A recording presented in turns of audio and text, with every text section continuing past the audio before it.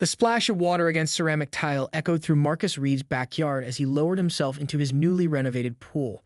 The cool water provided instant relief from the punishing July heat that had settled over the suburban neighborhood of Oakwood Hills. After 3 months of construction delays, permit issues, and more money than he cared to admit, his backyard oasis was finally complete. The previous owners had left the pool in disrepair, cracked concrete, outdated filtration system, and a green film that suggested more ecosystem than swimming area.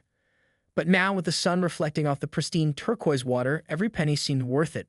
Marcus had moved to Oakwood Hills just 6 months ago after accepting a position at the local university's engineering department. At 34, it was his first home purchase, a modest 3-bedroom ranch with good bones and terrible wallpaper. The pool had been an unexpected bonus, though its condition had initially made it more of a liability than an asset. "This is the life," he sighed contentedly, floating on his back and staring up at the cloudless blue sky. The neighborhood had been quiet all morning, most people seeking refuge in air-conditioned interiors or away on summer vacations. The solitude was exactly what Marcus needed after a hectic week of preparing fall semester syllabi. His tranquility was short-lived. From somewhere beyond his privacy fence came the sound of a throat being cleared with deliberate emphasis. Marcus straightened in the water, droplets cascading down his shoulders as he turned toward the noise. "Excuse me." The voice was sharp enough to cut glass. "What do you think you're doing?" Confused, Marcus squinted at the fence. "I'm swimming," he replied, unable to see who was addressing him. "This is unacceptable." The voice belonged to a woman, her tone dripping with indignation. "I've already called the homeowners association twice about this." Marcus swam to the edge of the pool nearest to the voice. "I'm sorry, but I don't understand the problem. This is my pool, on my property." A face appeared at the small gap where 2 fence panels didn't quite meet. Middle-aged, with immaculately highlighted blonde hair pulled into a tight ponytail, the woman's features were contorted in an expression of utter disapproval. "I'm Deborah Winters, head of the Neighborhood Watch and vice president of the HOA," she announced as if this information should strike fear into Marcus's heart. "I don't know if you think you are, but that pool was decommissioned by the previous owners. The HOA has not approved its restoration or use." Marcus fought to keep his expression neutral. "Actually, Ms. Winters, I have all the proper permits from the city, and nothing in the HOA documentation prohibits pool renovation. I made sure to check before starting the work." Deborah's eyes narrowed dangerously. "Well, I didn't approve it, and I certainly don't approve of the noise and disruption it's causing. The chlorine smell is wafting into my yard and triggering my allergies." Marcus glanced around at his completely enclosed backyard, then back at Deborah's face peering through the fence slat. The absurdity of her complaint might have been amusing if her expression hadn't been so deadly serious. Little did Marcus know this minor confrontation was just the opening salvo in what would become the neighborhood battle of the summer, one that would escalate far beyond what anyone could have anticipated. Marcus tried to put the strange encounter with Deborah behind him as the week progressed. He focused on finalizing his course materials and enjoyed his evening swims, though he couldn't shake the feeling of being watched. Occasionally, he would catch glimpses of movement behind the fence or hear the faint click of a phone camera. Still, he dismissed these observations as paranoia. Until Saturday afternoon. The day had started perfectly. Marcus had invited a few colleagues from the university over for a small barbecue to christen the pool. Carlos and Aisha from the chemistry department arrived first, bearing a cooler of craft beers and homemade guacamole. Soon after, Priya from computer science and her husband Tom joined them, bringing an impressive array of grilled vegetables. The group gathered around the pool deck, music playing softly in the background as they chatted about everything but work. "This place is coming together nicely," Carlos commented, gesturing with his beer toward the landscaping Marcus had recently completed. "Hard to believe what it looked like when you first showed us the listing photos." Marcus was about to respond when the unmistakable sound of a garden gate creaking open caught everyone's attention. Without invitation or warning, Deborah Winters marched into his backyard, phone in hand, lips pressed into a thin line of disapproval. "This is completely unacceptable," she announced to the stunned group. "I can hear your music from 3 houses away, and there are cars parked all along the street. This neighborhood has rules, you know." The gathering fell silent. Marcus set down his spatula and stepped away from the grill, keenly aware of the discomfort spreading among his guests. "Ms. Winters," he began calmly, "you're trespassing on my property right now. The music is at a reasonable volume, and street parking is perfectly legal. I'd appreciate it if you'd leave through the same gate you entered." Deborah seemed taken aback by Marcus's directness, but quickly regained her composure. "I'm documenting all of this," she replied, holding up her phone. "The HOA will be very interested to know you're running some kind of party house." She glanced distrustfully at the small group of professors as if they were rowdy college students instead of tenured academics sharing a quiet afternoon meal. "Priya, never one to back down from confrontation, stepped forward. "Excuse me, but who exactly are you to come into someone's private property uninvited and start making accusations?" "I am the eyes and ears of this community," Deborah declared, her voice rising. "Some of us care about maintaining property values and neighborhood standards." Carlos muttered something under his breath in Spanish that made Aisha stifle a laugh. This only seemed to agitate Deborah further. "And another thing," she continued, scanning the area with exaggerated scrutiny, "I don't see proper safety equipment for that pool. There should be a life ring, shepherd's hook, and warning signs posted. It's the law." Marcus, who had indeed purchased all required safety equipment, felt his patience ebbing. "Ms. Winters, everything here is up to code. Now I'm asking you once more to leave my property." "Or what?" Deborah challenged, crossing her arms. "You'll force me out? I'd like to see you try. That would make for an interesting police report." The word police hung in the air. Marcus exchanged glances with his friends, all of them thinking the same thing. This woman was actually unhinged enough to call the authorities over a peaceful gathering. "Fine," Marcus said finally. "We're all professionals here. Let's handle this like adults. The gate is that way." He pointed firmly toward the exit. For a moment, it seemed Deborah might escalate further. Her face flushed red, and she gripped her phone so tightly her knuckles whitened. But something, perhaps the united front of Marcus and his friends or the realization that she had no genuine complaint, made her retreat. "This isn't over," she warned as she stalked toward the gate. Not by a long shot. As the gate slammed behind her, an uncomfortable silence fell over the gathering. While Tom finally said, "She seems nice." The group erupted in nervous laughter, tension breaking. But despite their attempts to recapture the earlier mood, the incident cast a shadow over the afternoon. Nobody said it aloud, but everyone was thinking the same thing. Deborah Winters wasn't done causing trouble, and Marcus, despite his calm exterior, couldn't help wondering what this strange, entitled woman might do next. The week following the backyard confrontation brought an unsettling quiet. Too quiet, Marcus thought as he checked his mailbox on Wednesday afternoon. He had expected some form of retaliation from Deborah, but the silence was almost worse, like the stillness before a storm. His answer came in the form of a crisp white envelope marked URGNT, Neighborhood Association Bulletin. Inside was a single-page newsletter that made his blood pressure spike. There, under the heading Community Concerns, was a poorly disguised reference to his property. Residents are reminded that all pool renovations must be approved by the HOA Architectural Committee. Recently, unauthorized aquatic facilities have become operational in our community, posing potential safety and noise hazards. The HOA is investigating these violations and will be enforcing compliance measures. Marcus crumpled the paper, then thought better of it and smoothed it out again. This might be evidence he'd need later. As he walked back to his house, he noticed several neighbors watching him from behind curtains or while pretending to tend their gardens. Word had clearly spread. That evening, his doorbell rang. Marcus opened it to find an older gentleman with silver hair and kind eyes standing on his porch. "Richard Oakes," the man introduced himself, extending a weathered hand. "I live 3 doors down. Mind if I come in for a minute?" Once seated in Marcus's living room, Richard got straight to the point. "I wanted to warn you about Deborah Winters. I've lived here 23 years, and I've seen her drive out 4 different homeowners who crossed her." "Drive them out?" Marcus asked incredulously. Richard nodded gravely. "One family put up a basketball hoop for their kids. Deborah cited noise ordinances, called the city inspectors weekly, and eventually filed a lawsuit claiming the bouncing ball was causing structural damage to her home 50 yards away." "That's insane," Marcus muttered. "The Williams family finally sold their house at a loss just to escape her." Richard leaned forward. "Then there was the retired couple who painted their front door red.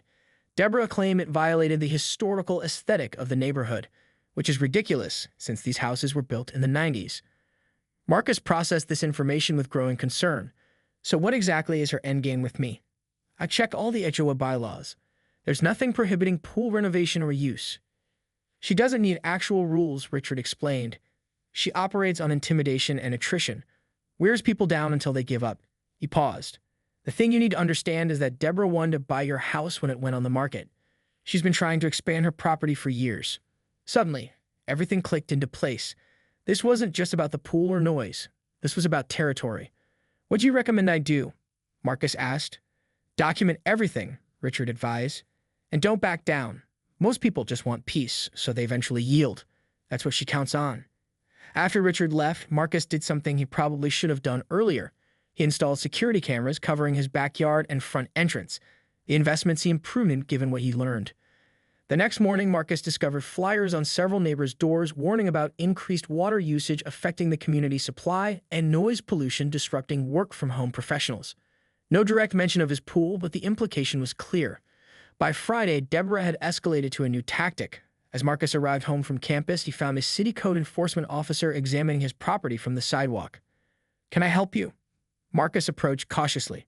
Just following up on a complaint, the inspector replied, looking uncomfortable. Someone reported an illegal swimming facility without proper barriers or permits. Marcus invited the inspector to examine his documentation and the pool itself. The man seemed relieved to find everything in order. "Between us," the inspector said quietly as he was leaving, "this is the third call we've had this week about your property. Ms. Winters is persistent." "I'm learning that," Marcus replied dryly. That evening, as Marcus was grading papers by the pool, deliberately visible to any watching eyes, he received a text from Carlos. "Heads up, there's a weird post on the neighborhood Facebook group about your house. Screenshot attached."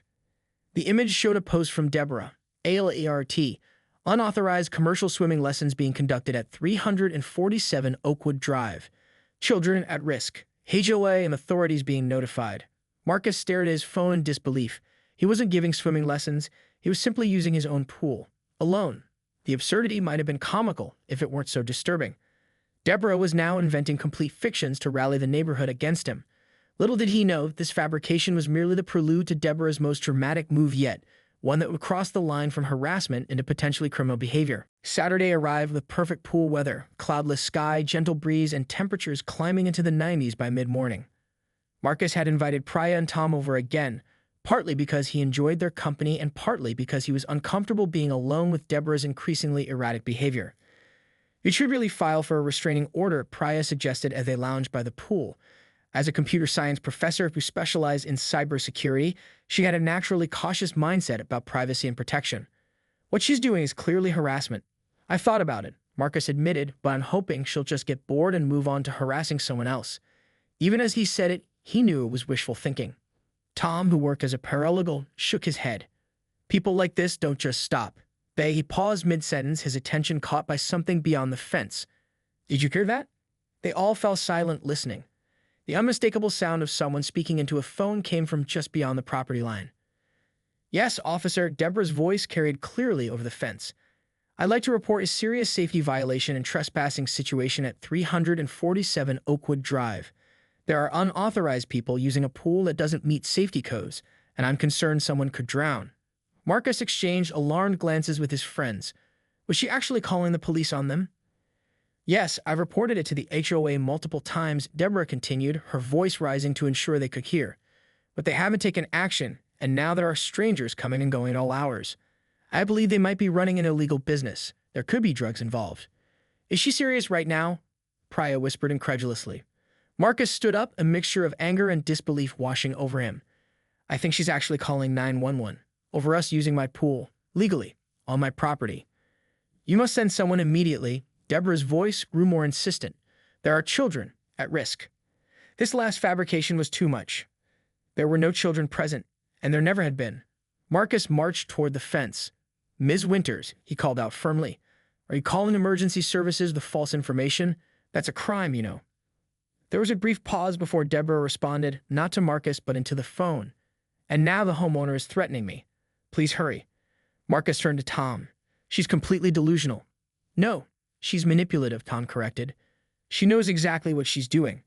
She's trying to create a situation where the police show up, and then it's her word against yours." "Not exactly," Priya interjected, holding up her phone. "I've been recording since she started talking, and your security cameras are catching this too, right, Marcus?" Marcus nodded, grateful for his foresight in installing the cameras. He returned to his chair, determined not to engage further with Deborah's provocations. Let her call. The police will see there's nothing wrong here. 20 minutes later, a patrol car pulled up in front of Marcus's house. From his vantage point in the backyard, he could see Deborah rushing to meet the officers, gesticulating wildly as she spoke to them. Marcus excused himself and went to the front door. Two police officers, one older with a weathered face and one younger who looked barely out of the academy, stood on his porch with mutual expressions. "Good afternoon, officers," Marcus greeted them calmly. "I assume you're here because of a complaint from my neighbor?" The older officer nodded. "We received a call about potential safety violations and trespassing at this address. Mind if we come in and take a look?" Not at all, Marcus replied, stepping aside. I'd appreciate you seeing for yourself that there's no emergency here. Just a neighbor with a vendetta. As they walked through the house toward the backyard, Marcus explained the situation, the pool renovation, Deborah's strange fixation, and the escalating harassment. The officers listened without comment, their faces professionally impassive. When they reached the backyard, Priya and Tom greeted the officers politely. The older officer scanned the area, taking in the properly fenced pool, the clearly posted safety rules, and the complete absence of anything remotely resembling a code violation. So, the older officer said after a moment, no swimming lessons, no children, no unauthorized individuals, just me and two friends enjoying my private pool on my property, Marcus confirmed. The younger officer cleared his throat. The caller mentioned possible drug activity. Tom actually laughed at this. The most illicit thing here is the amount of sunscreen we're using. The older officer's mouth twitched slightly, the closest thing to a smile his professional demeanor would allow. I see. Well, everything appears to be in order here. As they turned to leave, a shrill voice came from the side gate. You can't be serious. Are you not going to do anything? Deborah stood at the gate, her face flushed with indignation. Somehow she had let herself onto Marcus' property again. The older officer turned to her with a stern expression. Ma'am, did you enter this property without permission? I have to show you the violations. Deborah insisted, her voice rising dangerously. You're not even looking in the right places. The filter system is against code. The chemicals aren't stored properly. He's running an underground pool club. The officers exchanged glances. The situation had suddenly shifted from a routine check to something more concerning, but not in the way Deborah had intended. Ma'am, the younger officer said carefully, I'll need you to step back outside the property line. What happened next would become neighborhood legend. I am not leaving until you do your job, Deborah declared, planting herself firmly on Marcus' patio. Her face had taken on an alarming shade of crimson, and a vein pulsed visibly at her temple. This man is destroying our neighborhood's property values with his unauthorized aquatic facility. The older officer sighed, the weary expression of someone who had seen this type of behavior many times before. Ma'am, I've verified that the pool meets all safety requirements. There are no code violations here. Now I need you to leave this property immediately, or we'll have a different kind of problem. Something in Deborah seemed to snap. Perhaps it was the realization that her authority, so carefully cultivated among the neighborhood, held no sway with law enforcement. Or maybe it was the humiliation of having her false report exposed in front of the very person she was trying to intimidate. This is absolutely unacceptable, she shrieked, her voice reaching a pitch that made everyone wince. I am the vice president of the Oakwood Hills Homeowners Association. I've lived here for 15 years. Do you know who my husband is? Ma'am, the younger officer interjected, that's not relevant, Toe. He's a personal friend of the mayor. Deborah continued, her volume increasing with each word. We host the city council dinner every Christmas, and you're taking the side of this newcomer? She jabbed a finger toward Marcus with such force she nearly lost her balance. Marcus noticed several neighbors emerging from their homes, drawn by the commotion. Some had phones out, recording the scene. Richard Oakes stood on his driveway, arms crossed, watching with a grim expression that seemed to say, I warn you. Ms. Winters, Marcus said calmly, I think it would be best if you went home now. This attempt at de-escalation had the opposite effect. Deborah's eyes widened as if he'd said something deeply offensive. Don't you dare tell me what to do in my neighborhood, she spat. Then, in a move no one could have anticipated, she turned and marched directly toward the pool. The water level is too high, she declared, leaning over to point at the water. That's a violation right there, and the theft balance is probably all wrong too. The officers moved quickly toward her, concerned about her proximity to the water in her agitated state. Ma'am, step back from the pool, the older officer instructed firmly. Deborah ignored him, continuing her impromptu inspection. And where's your pool license? Every pool needs a license. That's not a thing, Tom muttered, but Deborah was beyond listening to reason. She pulled out her phone and began taking photos, spinning in circles to capture every angle of the backyard. Evidence, she announced triumphantly. I'm documenting everything for my lawsuit. Ms. Winters, the younger officer said, reaching for her arm, I need you to come with me now. Deborah yanked her arm away with surprising strength. Don't touch me. I know my rights. She backed away from the officer, continuing her tirade. This is police harassment. I'm the one who called you. I'm the victim here. Her retreat brought her dangerously close to the pool edge. Marcus opened his mouth to warn her, but it was too late. Deborah's heel caught on the pool coping, and with a look of absolute shock, she toppled backward. The splash was spectacular, a moment forever preserved in the memory of everyone present. Deborah Winters, vice president of the HOA, descending into the very pool she had spent weeks trying to shut down. She surfaced a moment later, mascara streaming down her face, designer outfit ruined, blonde hair plastered to her head. For one brief, merciful moment, there was complete silence. Then Deborah found her voice again. "He pushed me," she shrieked, thrashing in the water. "Do you see Aid? He assaulted me." Marcus stood frozen, several feet away from where she'd fallen, utterly bewildered by the accusation. The security cameras would show he hadn't moved, but the audacity of the lie was staggering. The officers exchanged glances, and the older one shook his head almost imperceptibly. They'd both seen what happened. "Ma'am, no one pushed you," the younger officer said as he extended a pool net toward her. "Please take hold of this so we can help you out." Instead of accepting the help, Deborah slapped the net, sending water spraying in all directions. "This is assault, battery, attempted murder." Her flailing intensified, splashing water over everyone nearby. Her phone, still clutched in one hand, disappeared beneath the surface. This loss seemed to push her further into hysteria. "My phone. You'll pay for that. Do you know how much that cost? It has all my evidence." The scene had attracted an audience. Nearly a dozen neighbors now stood at various vantage points around the yard, watching in astonishment as Deborah continued her meltdown. Someone was live-streaming the entire incident. Finally, after refusing multiple attempts to help her out of the pool, Deborah swam to the steps and emerged, water cascading from her soaked clothing. She stood, dripping and disheveled, on Marcus' patio, the very picture of defeated fury. "This isn't over," she hissed, though the effect was somewhat diminished by her bedraggled appearance. "Not by a long shot." The older officer stepped forward. "Actually, Ms. Winters, I think it is over. You made a false report to emergency services, trespassed on private property after being asked to leave, and now made a false accusation of assault. I'm going to have to ask you to come with us." As the reality of her situation began to sink in, Deborah's expression shifted from rage to something approaching panic. All of her machinations had backfired spectacularly, and now she was facing actual consequences. The neighborhood watched in stunned silence as the officers escorted a still-dripping Deborah toward the patrol car, reading her rights along the way. No one who witnessed it would ever forget the day Deborah Winters, self-appointed neighborhood watchdog, had her very public meltdown in the pool she had tried so desperately to shut down. The weeks following the incident, as it came to be known in Oakwood Hills, brought a remarkable transformation to the neighborhood. Marcus found himself at the center of attention, but not in the way Deborah had intended.